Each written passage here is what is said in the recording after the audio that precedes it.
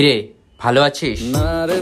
হ্যাঁ, তুই যে ভালো থাকবি না সেটা তো জানি। তুই এই গাছে জল কেন দিসনি রে? আমি পারবো না।